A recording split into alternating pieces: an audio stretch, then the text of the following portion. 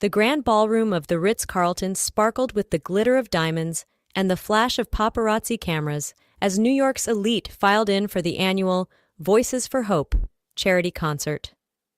Alex Thornton, 35-year-old Wall Street wunderkind and notorious bachelor, adjusted his bow tie as he strode confidently through the crowd. "Mr. Thornton, over here," called out Allison Reed, the event organizer. Her auburn hair was piled elegantly atop her head, and her emerald green gown hugged her curves in a way that made Alex's breath catch. "We're so glad you could make it. Your generous donation has made tonight possible." Alex flashed his $1 million smile, the one that had graced countless magazine covers. "Please call me Alex, and it's my pleasure. My mother always taught me the importance of giving back." As Allison led him to his front row seat, Alex pulled out his phone and dialed a familiar number. "Mom, it's me. I'm at the concert." Victoria Thornton's warm voice filled his ear. "Oh, darling, I wish I could be there. This flu has really knocked me for a loop." "I know, Mom. Don't worry, I'm recording everything for you to watch later. How are you feeling?" There was a pause, filled with a muffled cough. "Oh, you know me. I'll be right as rain in no time. Now, tell me about the children. Any standout performers?" Alex chuckled. His mother's passion for nurturing young talent was legendary in New York's philanthropic circles. "The show hasn't started yet, Mom, but I promise to keep an eye out for any future Broadway stars." As he hung up, Alex's mind drifted back to the day, 20 years ago, that had changed both their lives forever. 14-year-old Emily Thornton stormed out of the family's Upper East Side brownstone, her long blonde hair whipping behind her in the autumn wind. "I hate you!" she screamed over her shoulder. "I'm never coming back!" Victoria watched helplessly from the doorway, her heart breaking. "Emily, please! Let's talk about this!" But Emily was already gone, swallowed up by the bustling New York streets. Days turned into weeks, weeks into months. Victoria's desperate search consumed her life. She plastered the city with missing posters, hired private investigators, and appeared on every talk show that would have her. It was on one of these searches, a year after Emily's disappearance, that Victoria encountered a scruffy teenager huddled in an alley. His clothes were ragged, his face smudged with dirt, but his eyes, those piercing blue eyes, held a spark of intelligence and determination that Victoria recognized immediately. "Are you hungry?" she asked gently. The boy Alex nodded warily. That meal at a nearby diner turned into a conversation, which turned into a lifeline for both of them. Within months, Victoria had legally adopted Alex, pouring all the love she couldn't give her missing daughter into this boy who had nobody else in the world. Now, 20 years later, Alex sat in the opulent concert hall, a self-made millionaire with the world at his feet. But the hole left by Emily's disappearance still ached, a phantom limb that neither he nor Victoria could ever truly forget. The lights dimmed, pulling Alex back to the present. As the first young performer took the stage, he settled in, determined to find that special talent his mother so desperately wanted to nurture. The concert was in full swing, a parade of precocious children belting out Broadway standards and pop hits. Alex dutifully recorded each performance, but he couldn't deny a creeping sense of disappointment. None of these kids, talented as they were, had that spark his mother always talked about. Allison slipped into the seat next to him during a brief intermission. "So, what do you think?" she asked, her eyes sparkling with excitement. "They're all very good," Alex replied diplomatically. "My mother will be thrilled to see the recordings." Allison leaned in conspiratorially, her perfume tickling Alex's senses. "Just wait. I've saved the best for last. There's a girl, Carly. She has the most extraordinary voice I've ever heard. But there's a catch." Alex raised an eyebrow. "Oh?" "She has amnesia, was found wandering in Central Park 2 years ago. No ID, no memory of who she was or where she came from. The doctors say it was likely caused by severe trauma. But when she sings..." Allison shook her head in wonder. "It's like she becomes someone else entirely." Before Alex could respond, the lights dimmed again. A petite blonde girl, no more than 16, took center stage. Her simple white dress was a stark contrast to the glitzy costumes of the previous performers, and then she began to sing. From the first note, Alex was transfixed. Carly's voice soared through the concert hall, pure and haunting. It was as if every emotion he'd ever felt was being channeled through her song. Unbidden, tears sprang to his eyes. As the last note faded away, the audience erupted in thunderous applause. Alex fumbled for his phone, his hands shaking slightly as he sent the video to his mother. "You're right," he whispered to Allison. "She's incredible." But there was something else, something Alex couldn't quite put his finger on, a nagging sense of familiarity that tugged at the edges of his mind. His phone buzzed with a text from Victoria. "Bring her to me, now." Alex's Aston Martin tore through the late-night streets of Manhattan, his mind racing even faster than the car. What had his mother seen in that video that had her so agitated? As he pulled into the circular driveway of the Thornton mansion, he saw the lights blazing in every window. Clearly, Victoria hadn't waited up for him calmly. He burst through the front door to find Victoria pacing in the foyer, still in her silk robe despite the late hour. Her face was pale, her eyes wild with a mix of hope and fear. "Mom, what's going on? Are you okay?" Victoria grabbed his arms, her grip surprisingly strong for a woman in her 60s. "That girl, Alex, the one who was singing. I need to see her. Tonight." Alex gently guided his mother to the plush sofa in the living room. "Mom, it's nearly midnight. The orphanage is closed. We can go first thing in the morning, I promise. But right now, you need to rest. You're still recovering from the flu." Victoria shook her head vehemently. "You don't understand. I think she might be Emily's daughter." Alex felt like he'd been punched in the gut. "What? Mom, that's impossible. Emily was only 14 when she ran away. This girl is at least 16. "I know how it sounds," Victoria said, her voice trembling. "But look." She grabbed a remote, and suddenly the enormous flat-screen TV came to life. It was an old home video, the kind shot on camcorders in the late 90s. A young girl with long blonde hair and striking green eyes was singing into a hairbrush, her voice pure and sweet.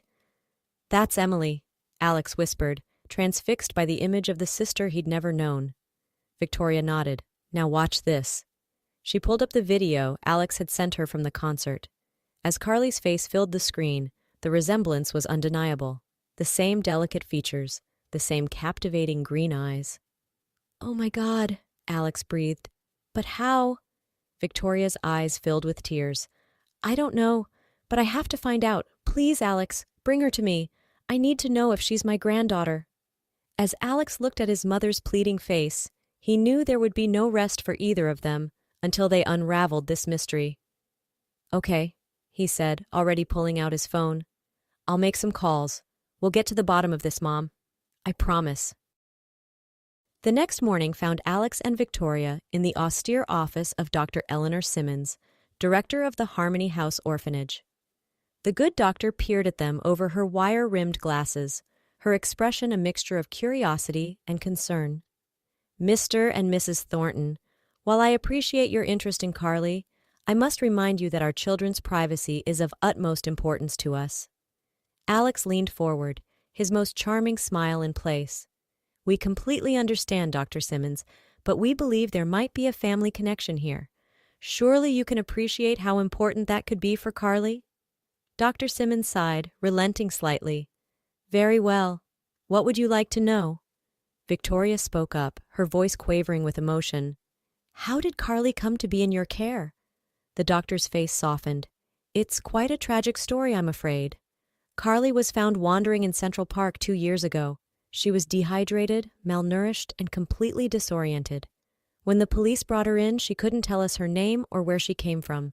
The trauma of whatever she'd been through had caused severe amnesia." Alex felt his mother's hand tighten on his arm. "And her mother?" Victoria asked. "Was there any sign of her?" Dr. Simmons shook her head sadly. "We ran her DNA through every database we could. No matches. But given Carly's condition when she was found and some other evidence, we believe her mother likely died trying to protect her from some sort of danger." Victoria let out a small gasp. Alex wrapped an arm around her shoulders, steadying her. "What kind of danger?" he asked. The doctor hesitated. "I really shouldn't say more without concrete proof of your connection to Carly, but if you're truly her family..." Well, let's just say there are some very bad people out there who might still be looking for her. Alex's mind raced. Could Emily have gotten mixed up with criminals? Is that why she never came home? Dr. Simmons, he said, his voice low and urgent. We'd like to request a DNA test to confirm if Carly is indeed related to us. The doctor nodded slowly. I suppose that would be the most prudent course of action, but I must warn you, if the test comes back negative, this ends here. Carly has been through enough trauma without getting her hopes up needlessly. As they left the office, Alex could feel the weight of 2 decades of unanswered questions pressing down on them. Whatever the truth was, he knew their lives were about to change forever. The next 2 weeks passed in a blur of anticipation and tentative bonding. While they waited for the DNA results, Victoria threw herself into getting to know Carly. The girl spent every afternoon at the Thornton mansion, her initial shyness gradually giving way to a quiet warmth. Alex watched in amazement as his mother came alive in a way he hadn't seen in years. The two would spend hours at the grand piano in the music room, Victoria patiently teaching Carly classical pieces while the girl's angelic voice filled the house with song. One evening, as Alex returned home from a long day at the office, he paused in the doorway of the music room. Victoria and Carly sat side by side at the piano, their blonde heads bent close together as they pored over a piece of sheet music.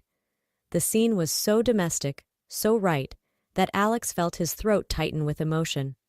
Well, well, he said, announcing his presence. Looks like I'm interrupting a master class. Carly looked up, a shy smile lighting up her face. Hi, Alex.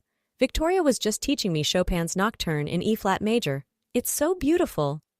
Indeed it is, Alex replied, his eyes meeting his mother's over Carly's head. The hope and love he saw there nearly took his breath away. Just then, Alex's phone buzzed in his pocket. He pulled it out, his heart racing when he saw the caller ID. It's the lab, he said, his voice suddenly hoarse. The test results are in. Victoria stood, her hand reaching out to steady herself on the piano. Well? She asked, her voice barely above a whisper. What does it say? Alex scanned the email, his eyes widening. He looked up, a smile spreading across his face. It's a match. Carly is your granddaughter. The room erupted in a cacophony of sobs, laughter, and disbelieving exclamations. Victoria pulled Carly into a fierce hug, tears streaming down both their faces. Alex watched, his own eyes misting over, as years of pain and longing seemed to melt away in the warmth of their embrace. But amidst the joy, a small voice piped up. I remember, Carly said, her voice trembling. I remember my mom. She was trying to protect me. There were bad men chasing us. She told me to run, to hide, and then... Carly's voice broke as the floodgates of memory opened. Victoria held her close, murmuring soothing words as the girl sobbed out years of repressed trauma. As Alex watched his newfound niece cry in his mother's arms, he felt a fierce protectiveness wash over him. Whatever had happened to Emily, whatever danger still lurked in Carly's past, he vowed then and there to keep his family safe, no matter the cost. The weeks that followed were a whirlwind of emotion and adjustment. Carly moved into the Thornton mansion, her few belongings from the orphanage looking woefully out of place in the opulent guest room that was now hers. With the return of her memories came nightmares and panic attacks. Victoria insisted on the best therapists money could buy, determined to help her granddaughter heal from the traumas of her past. Alex threw himself into investigating what had happened to Emily. He hired private detectives, called in favors from his contacts in law enforcement, and spent countless late nights poring over old police reports and newspaper articles. Slowly but surely, a picture began to emerge. Emily, young and naive, had fallen in with a dangerous crowd after running away. She'd gotten mixed up with a notorious crime family, becoming a reluctant accomplice in their schemes. But when she'd gotten pregnant with Carly, she'd tried to break free. The pieces of the puzzle were coming together, but the full picture remained frustratingly out of reach. What had finally happened to Emily? And were the people who had been after her and Carly still out there? Despite the lingering questions and the challenges of recovery, life in the Thornton household settled into a new rhythm. Music became a healing balm for all of them. Victoria and Carly spent hours at the piano, their duets filling the house with a joy that had been absent for far too long. Even Alex, who had never shown much interest in music beyond appreciating it, found himself drawn to the melodies that seemed to weave their family closer together with each passing day. One sunny afternoon, as Alex sat in his home office reviewing some financial reports, a knock at the door drew his attention. Carly stood in the doorway, looking nervous but determined. "Hey, kiddo," Alex said, smiling warmly. "What's up?" Carly took a deep breath. I want to visit my mom's grave, if that's okay." Alex felt his heart clench. In all the excitement and worry of the past few weeks, they hadn't yet broached the subject of Emily's final resting place. A small plot in the family mausoleum had been reserved for her, though her body had never been found. "Of course it's okay," Alex said gently. "Would you like me and Victoria to come with you?" Carly nodded, relief evident on her face. "Yes, please. I think it's time to say goodbye properly." The Thornton family mausoleum stood silent and imposing in the dappled shade of ancient oak trees. Alex, Victoria, and Carly walked hand in hand up the stone path, each lost in their own thoughts.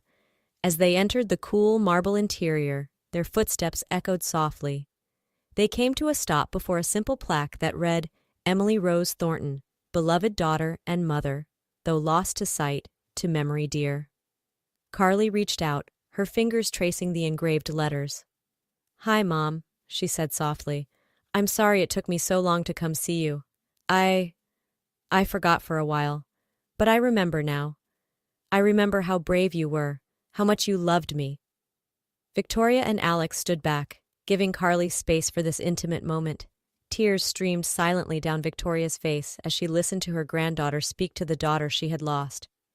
"I want you to know that I'm safe now," Carly continued, her voice growing stronger. "Grandma Victoria and Uncle Alex found me. They're taking care of me just like you wanted. And I'm going to be okay, Mom, I promise. I'm going to live the life you wanted for me." As Carly spoke, Alex felt a shift in the air, as if a weight that had been pressing down on all of them for years was finally lifting. He watched as Victoria stepped forward, placing a gentle hand on Carly's shoulder. "Emily, my darling," Victoria said, her voice thick with emotion. "I'm so sorry for all the years we lost. But I promise you, we'll take care of your little girl. She'll want for nothing, and she'll always know how much you loved her." Alex added his own silent promise, vowing to protect and guide his niece as if she were his own daughter. As the three of them stood there, united in grief and love, Alex felt a sense of peace settle over him. They were a family, bound not just by blood, but by the shared experience of loss and the joy of rediscovery.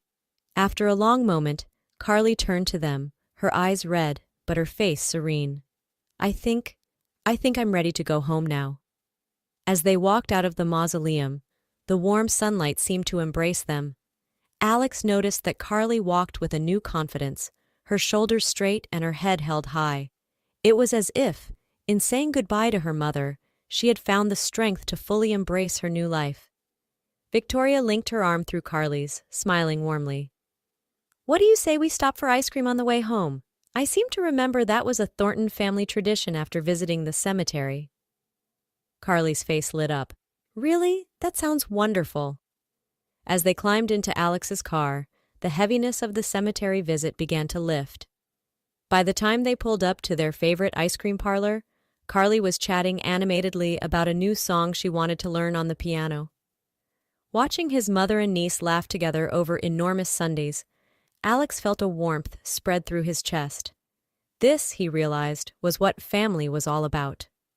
Not the perfectly polished image they had tried to maintain for so many years, but the messy, complicated, beautiful reality of people who loved each other through good times and bad. In the months that followed, life at the Thornton mansion took on a new rhythm. Carly threw herself into her studies, determined to make up for lost time. Victoria, energized by her granddaughter's presence, began to take a more active role in the family's philanthropic endeavors, focusing particularly on organizations that helped runaway and at-risk youth. Alex found himself re-evaluating his own life choices. The drive that had propelled him to the top of the financial world now seemed hollow compared to the joy he found in family dinners and weekend outings with Carly and Victoria. One evening, as Alex sat in his home office reviewing some investment proposals, a knock at the door interrupted his thoughts. He looked up to see Allison Reed, the charity concert organizer, standing in the doorway. "Allison," he said, surprised but pleased. "What brings you here?" She smiled, a hint of nervousness in her eyes. "I hope I'm not interrupting. Your mother invited me over to discuss some ideas for next year's concert, but I was hoping I might catch you alone for a moment." Alex felt his heart rate pick up. He'd been meaning to ask Allison out for weeks, but had never found the right moment. "Not interrupting at all," he said, gesturing for her to come in. "What's on your mind?" Allison took a deep breath. "Well, I was wondering if you might like to grab dinner sometime, just the two of us." A slow smile spread across Alex's face. "I'd like that very much," he said softly. As they stood there, grinning at each other like teenagers, a burst of music floated up from the floor below. The sweet notes of Carly's voice, accompanied by Victoria on the piano, filled the air. "She really is remarkable," Allison said, her eyes shining. "You must be so proud." Alex nodded, a lump forming in his throat. "I am, of both of them. They've taught me so much about what really matters in life." Allison reached out, squeezing his hand gently. "It shows. You've changed, Alex. In a good way." As they made plans for their date, Alex felt a sense of excitement he hadn't experienced in years. This wasn't just about a potential romantic connection. It was about opening himself up to new possibilities, to a life filled with more than just work and wealth. Later that night, as the household settled down for the evening, Alex found himself drawn to the music room. Carly sat at the piano, her fingers dancing over the keys as she worked out a new melody. "That's beautiful," Alex said, leaning against the doorframe.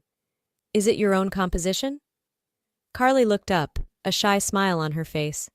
"I'm trying. Grandma Victoria says I have a gift for it." Alex crossed the room, settling onto the piano bench beside her. "She's right. You have an incredible talent, Carly. And not just for music. You're one of the strongest, bravest people I've ever met." Carly's eyes welled up with tears. "Thank you, Uncle Alex, for everything. I don't know where I'd be without you and Grandma." Alex wrapped an arm around her shoulders, pulling her close. "We're the lucky ones, kiddo. You've brought so much light back into our lives." As they sat there, the soft notes of Carly's unfinished song hanging in the air, Alex marveled at how much his life had changed in just a few short months. The empty mansion had become a home again, filled with music and laughter. The drive for success that had consumed him for so long had been replaced by a deeper sense of purpose. And as he looked at Carly, this remarkable young woman who had overcome so much, Alex knew that the best was yet to come. Whatever challenges lay ahead, they would face them together, as a family. 1 year later.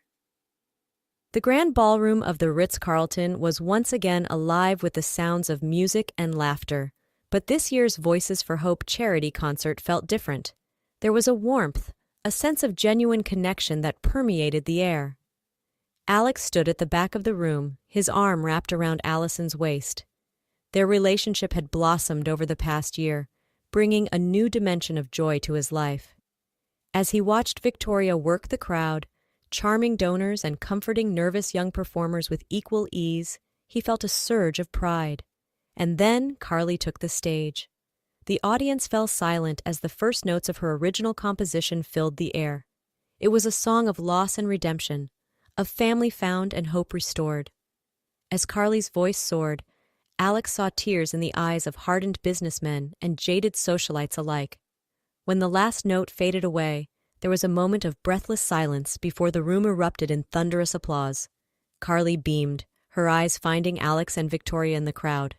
The love and pride shining on their faces was all the validation she needed. As the evening wound down, Alex found himself on the terrace, taking a moment of quiet reflection. So much had changed in the past year. The Thornton Family Foundation, under Victoria's guidance, had expanded its focus to include programs for runaway and at-risk youth. Alex had stepped back from the day-to-day operations of his company, choosing instead to mentor young entrepreneurs from underprivileged backgrounds. And Carly was flourishing. Her talent had caught the attention of several record labels, but she had chosen to focus on her education for now, determined to make the most of the opportunities her mother had fought so hard to give her. "Penny for your thoughts?" Allison's voice broke through his reverie. Alex turned, pulling her close. "Just thinking about how lucky I am, how we all are." Allison smiled, leaning her head on his shoulder. "It's amazing how life can change when you open your heart to new possibilities." As they stood there, the New York City skyline glittering before them, Alex felt a sense of contentment he'd never known before.